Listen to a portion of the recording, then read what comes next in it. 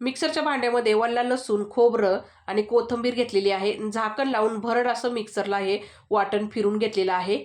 आता इथं कुकरमध्ये तेल गरम करून घेतले. त्यामध्ये इथं मोहरी, जिरा, हिरवी मिरची आणि खडे मसाले टाकलेले आहे. वाटलेलं वाटण टाकलं परतून घेतलं.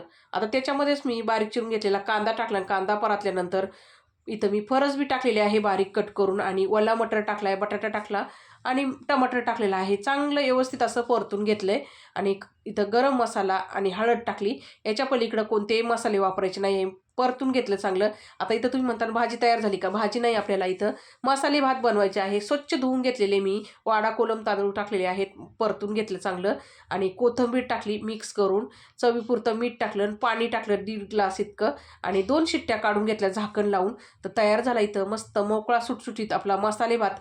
तुम्ही कसा मसाले भात बनवता ते कमेंट करून नक्की सांगा. जाता तर चॅनलला सबस्क्राईब करा. धन्यवाद.